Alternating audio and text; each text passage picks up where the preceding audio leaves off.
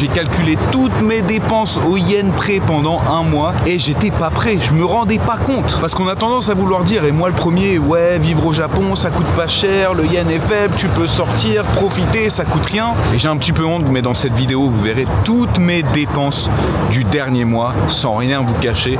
Et je pense que vous n'êtes vraiment pas prêts. Et on va commencer avec ma plus grosse dépense. Forcément, je pense que c'est la même chose pour tout le monde, c'est le loyer. Je vais vous présenter mon appartement et vous allez devoir essayer de trouver à peu près combien est-ce que ça coûte ou combien est-ce que vous estimez que ça peut valoir. Ok, alors qu'est-ce qu'on peut avoir pour 1000 yens par mois au Japon? Alors là-bas à droite, c'est mon entrée, donc j'ai petite cuisine.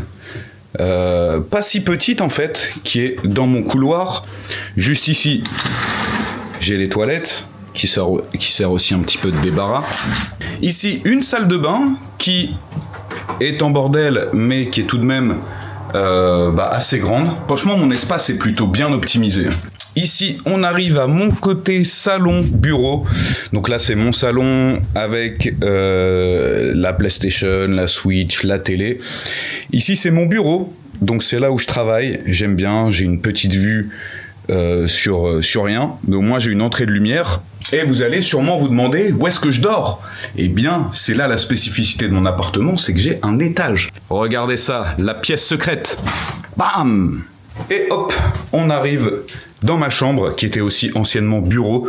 Donc voilà, là-bas j'ai mon lit, une deuxième télé, parce que j'adore m'endormir en regardant la télé. Donc c'est un espace sympa, bon c'est juste dommage qu'il y a ce gros poteau en plein milieu, mais ce que j'adore dans mon appartement, tous mes rangements, tous mes habits, juste ici.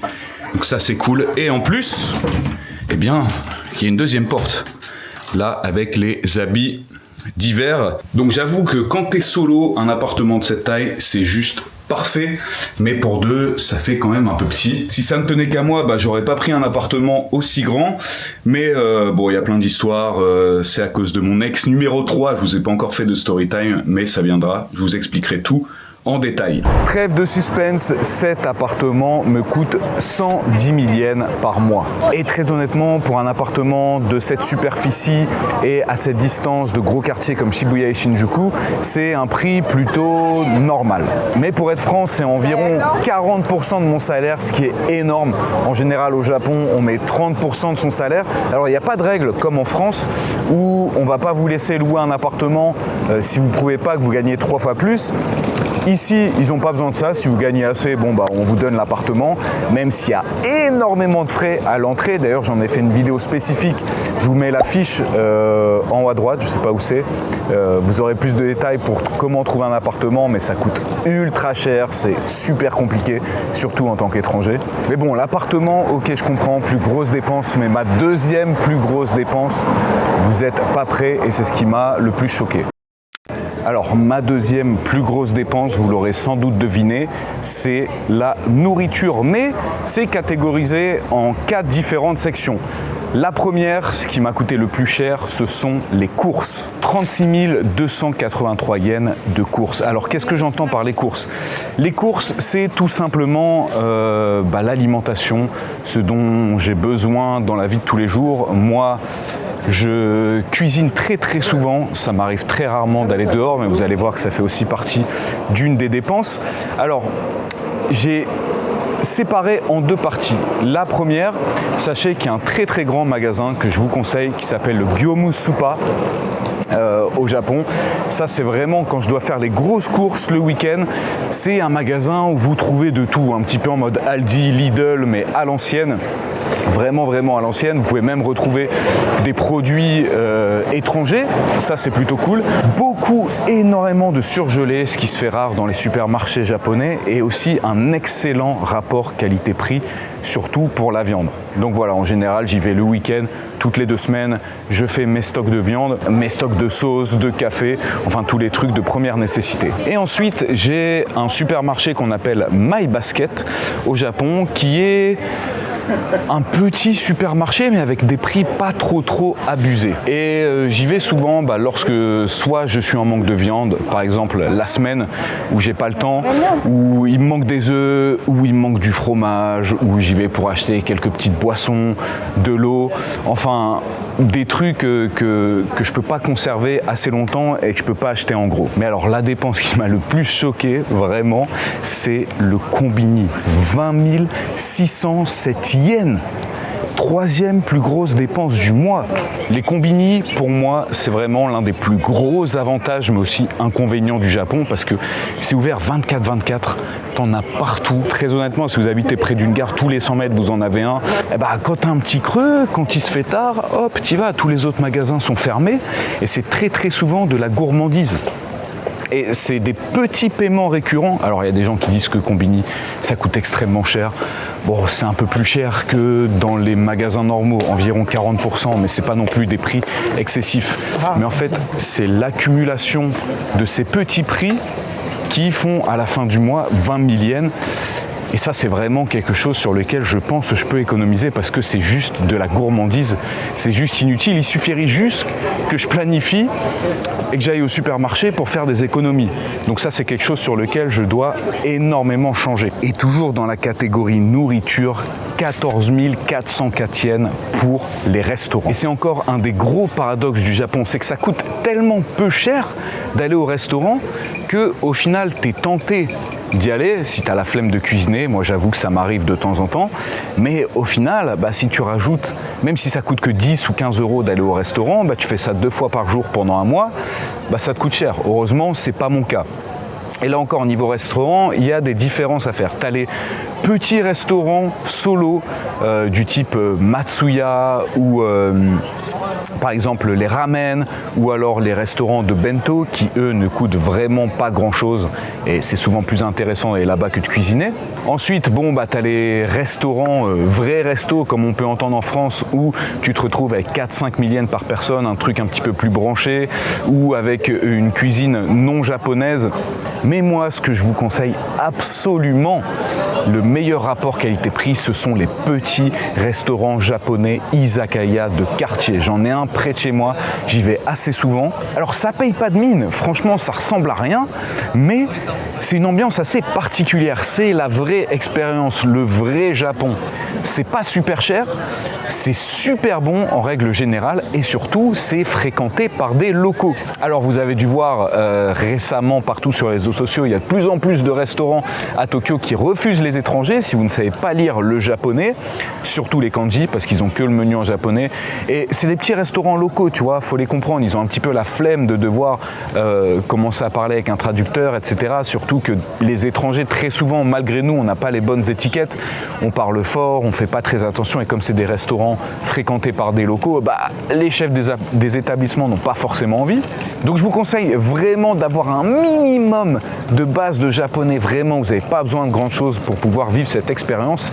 Et ça tombe bien puisque cette vidéo est sponsorisée par Italki. Alors Italki, c'est très simple, c'est tout simplement un site qui te permet de rentrer en contact avec 30 000 profs partout dans le monde et donc forcément vous avez des profs japonais. Et le plus gros avantage de ce service, c'est que c'est sans abonnement. Tu payes à la leçon quand tu as le temps sans aucune contrainte. Peu importe la langue que tu étudies, tu peux avoir un prof qui parle un petit peu français et anglais ou pas du tout si tu veux être en complète immersion. C'est d'ailleurs la méthode que j'avais utilisée dans les écoles de langue au Japon et croyez-moi, c'est la meilleure. Mais je comprends que certaines personnes ont envie d'être rassurées avec un prof qui parle un minimum leur langue. Et ce qui fait le plus gros avantage de ce service selon moi, c'est que ce sont des cours où vous êtes seul face au professeur. Et c'est ultra personnalisé. Ton prof va s'adapter à ton niveau actuel, à tes objectifs, et il peut même s'adapter à tes centres d'intérêt. Et vous me connaissez, on force jamais assez avec le melon pan, du coup c'est le sujet que j'ai choisi pendant mes 45 minutes. 好きな日本の食べ物は何ですか？メロンパンです。そうなんだ。そう。いろんなメロンパンあるもんね。柔らかいとかカリカリとか。ちょっとやめた。ダイエット中だから。5年前毎日食べたメロンパン。新宿の Kudamono no mise. なんていうところ新宿の。 Takano. Osusume. Mais tu peux aussi suivre tes cours sur l'application téléphone, si t'es pas forcément chez toi. En plus de ça, tu peux vérifier en temps réel l'emploi du temps de tes profs. Donc tu l'as compris, le principe c'est vraiment d'apprendre où tu veux et quand tu veux. Je te mets un lien dans la description et en commentaire épinglé. Et avec mon code LUCASTV qui s'affiche juste là pour 10 € mis dans votre porte-monnaie sur le site, vous avez 5 € offerts. Mais attention, uniquement disponible pour les 50 premiers utilisateurs. Merci à Italki de soutenir la chaîne puisque comme vous allez le voir dans la suite de la vidéo, j'en ai bien besoin. Et en dernier, dans les nourritures, on retrouve les melon pan à 8 000 yens. Alors bon, vous le savez, je suis un gros forceur des melon pan, j'en mange pas tant que ça. Peut-être que si au final j'en mange peut-être un petit peu trop, mais c'est surtout qu'on avait fait une vidéo avec Julien où à ce mois-là on a testé tous les melon pan de Shibuya, donc ça m'a coûté un petit peu cher. D'ailleurs la vidéo a pas très bien marché, je pense que c'est parce qu'elle est sortie pendant le Z-Event. Donc je vous mets pareil, un petit lien, une petite fiche en haut à droite. Je pense que vous allez kiffer, même si vous ne kiffez pas les melon pan, c'est vraiment bonne vibe. Je pense que ça vaut le coup de regarder. Donc voilà, faut quand même le rajouter dans le budget, mais c'est exceptionnel. Ce qui nous fait un total de donc pour la nourriture d'environ 71 000 yens. Troisième plus grosse dépense, les loisirs et petits plaisirs inutile, et j'ai toute la liste pour vous. Il y a des trucs qui m'ont choqué. Alors, sortie entre amis, donc restaurant et bar, qui m'a coûté 6080 yens. Matsuri, 2000 yens. Donc je crois que j'avais retiré de l'argent au ATM, et puis voilà, Matsuri, t'aimes bien, t'es dans l'ambiance, tu te prends une petite bière, tu te prends un petit truc à manger. T'es tout le temps tenté d'y aller, et puis bon, en vrai 2000 yens ça coûte vraiment pas grand chose. Date au cinéma, 2060 yens, et d'ailleurs j'en avais fait une vidéo, j'avais fait un vlog, j'étais allé au cinéma avec ma copine, on était allé voir Kimetsu no Yaiba, pareil je vous mets une petite fiche. Une petite journée à la plage qui m'a coûté 1888 yens, un date peinture 6100 yens. Je vous promets, vous n'avez pas envie de voir ce que j'ai fait. Quoique j'ai mis la photo sur Instagram si vous êtes curieux. Après, un petit Starbucks, 1300 yens. Un ramen avec ma copine que je lui ai offert, donc 2500 yens. Et j'ai une sortie date, 5000 yens, dont j'ai écrit je ne sais pas. Donc je ne sais plus ce qu'on a fait, mais on a fait un date. Peut-être qu'elle s'en rappellera. Je lui dirai, donc ce qui fait un total quand même de 22 468 yens pour des petites dépenses comme ça.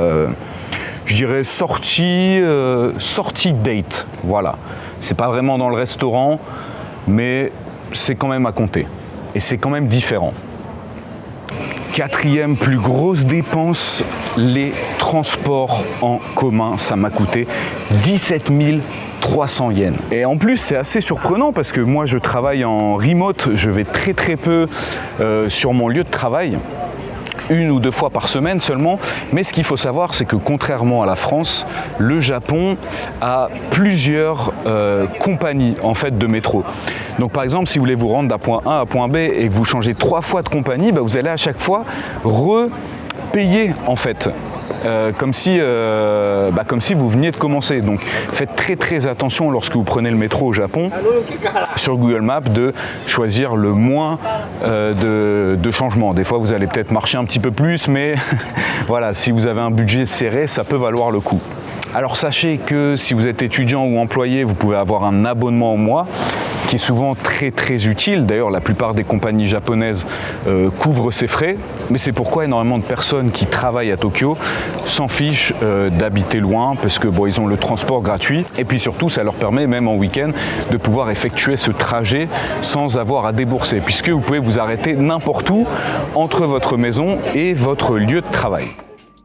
Bon là, catégorie 5, c'est la catégorie honteuse que j'ai mis dans extra et autres. Il n'y a vraiment rien, mais je vais vous faire la liste parce que je me dois d'être honnête avec vous. Ok, c'est parti. En premier, 800 yens, un tenga.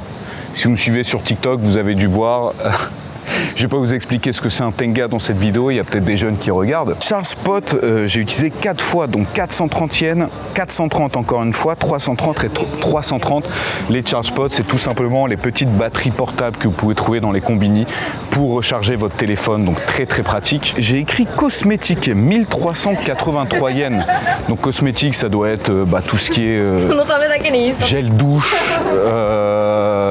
soins pour la peau, dentifrice, enfin ce genre de choses. Don Quirote 2531 yens. Don Quirote, c'est un petit peu le Laforfouille japonais, je ne sais même plus ce que j'y ai acheté d'ailleurs. Des fleurs, 890 yens pour ma copine. Loop, 670 yens. Loop, ce sont comme les Lime, je crois qu'on a en France, c'est les trottinettes électriques que tu peux louer. D'ailleurs, c'est devenu très très très cher, c'est plus intéressant. Produits d'entretien de la maison, 877 yens. Daiso, j'y suis allé 2 fois, 550 yens plus 1325 yens. Daiso, donc c'est aussi des produits d'entretien pour la maison. C'est les magasins où tout est à 100 yens, donc moins d'1 euro. Très très pratique, je vous invite à y aller. Moi, notamment lorsque j'ai déménagé, j'ai tout acheté au Daiso. Tout ce qui était pour le petit mobilier, donc par exemple des couverts, des assiettes, des bols. Et puis j'y vais aussi assez souvent pour acheter tout ce qui est truc pour nettoyer ma maison. Dès que j'ai besoin d'un truc en fait pas très très important, je vais au Daiso, je sais qu'ils vont l'avoir. Ensuite, j'ai acheté un souvenir pour ma copine au Fuji-Q 660, excellent vlog d'ailleurs. Pareil, je vous mets une fiche en haut. Un petit gâteau d'anniversaire pour un ami, 550 yens. À manger à la gare 2 fois, donc 671 et 1488. Et quelque chose que j'ai écrit, je ne sais plus, 580 yens, plus des produits ménagers au drugstore, 586 yens. Ce qui nous fait donc un total pour les extras de 15 882 yens. Vous voyez que c'est pas si énorme que ça au final. Dernière dépense avant le reveal final de combien est-ce qu'un mois au Japon me coûte au total, ce sont les charges fixes, donc choses sur lesquelles je ne peux pas vraiment jouer.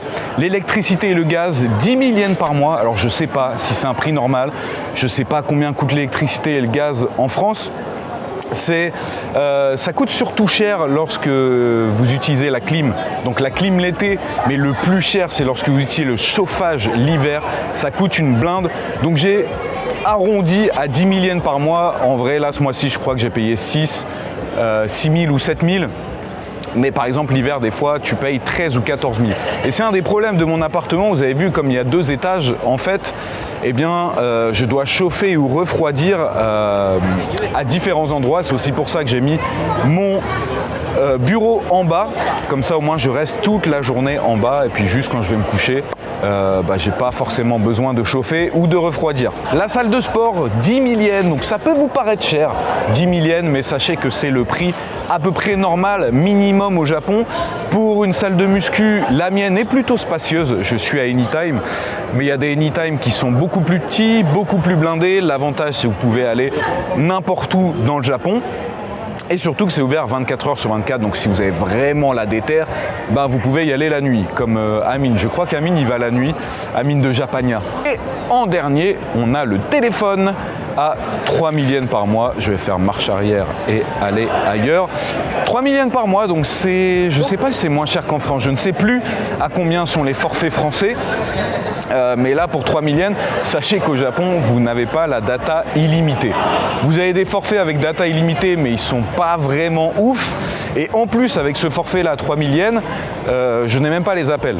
En fait, je crois que j'ai 1 heure d'appel. Et si tu dépasses 1 heure d'appel, tu payes en plus. Est-ce que vous avez connu l'époque, moi j'avais connu, où dans ton forfait, t'envoyais un texto, par exemple, ça te coûtait 15 centimes.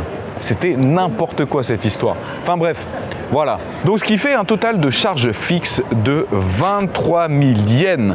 Et maintenant, c'est le moment de vérité. Au total, j'ai donc dépensé le mois dernier 264 944 yens, ce qui fait environ 1660 €, et c'est légèrement plus que mon salaire. Je vis au-dessus des moyens, donc merci pour la force. Si vous voulez soutenir, n'oubliez pas le petit like, le commentaire et partager la vidéo, c'est important. Alors, est-ce que vous estimez que par rapport à tout ce que je vous ai dit, toutes mes dépenses, tout ce que j'ai fait, est-ce que vous trouvez que c'est cher? Est-ce que vous, avec le budget que vous avez, par exemple en France, vous pouvez faire plus de choses que moi. Parce qu'au final, vous voyez, j'ai pas énormément sorti. Et c'est surtout parce que je savais que j'allais faire une vidéo sur ce sujet que j'ai essayé de rentrer dans les clous de mon salaire. Et surtout, faites attention parce que vous allez vous dire que 1660 €, c'est rien. Mais 1660 € à Tokyo, c'est le salaire moyen. Si je dois comparer avec Paris, j'ai fait mes recherches, Paris, le salaire moyen, c'est 3050 €. Donc, sachez que ce que j'ai dépensé, c'est le salaire moyen. Et je dois vous avouer que même si je trouve que je fais quand même pas mal de choses, eh bien je dois faire attention, je dois énormément faire attention à mon argent, surtout dans les 2 dernières semaines, donc à la moitié en fait. Je dois vraiment tout calculer pour faire attention de ne pas tout dépenser. Je ne peux pas me permettre, par exemple, de faire des activités, d'aller au restaurant sans regarder combien je dépense. Mais bon, ça, je pense que c'est le quotidien et la vie de nombreux d'entre nous. Mais voilà, en tout cas, vous savez tout. Vous savez combien je dépense en un mois. Et défi, attention, si jamais cette vidéo atteint les 5000 likes, je refais un défi, je vous filme tout un mois, mais avec un budget de 20% encore en moins. Voir si j'arrive à survivre et si je peux avoir une vie normale. Et je pense que ça me ferait du bien. En vrai, juste, j'enlève le combini. Normalement, je réussis le défi. Mais est-ce que j'arriverai vraiment? C'est pas sûr. Et on va finir là-dessus. Encore merci à Italki d'avoir sponsorisé cette vidéo. Et on va terminer là-dessus. Encore merci à Italki d'avoir sponsorisé cette vidéo. N'hésitez pas à aller essayer leur service. Avec mon code, je vous mets un petit commentaire épinglé, un lien. Ça m'aide énormément. Je vous remercie tous pour votre soutien. Comme d'hab, n'oubliez pas le petit like, le petit commentaire pour le référencement. C'est important et j'espère que cette vidéo vous aidera. Ça m'intéresse aussi énormément de savoir si certains d'entre vous vivent au Japon, vivent à Tokyo, eh bien, quel est votre budget au mois? Et si vous estimez que vous faites plus de choses ou non que moi dans votre vie. Voilà, c'était une intro très décousue, mais voilà, j'espère vraiment que cette vidéo vous aura été utile. Merci à tous et on se retrouve très vite pour une prochaine vidéo. Ciao.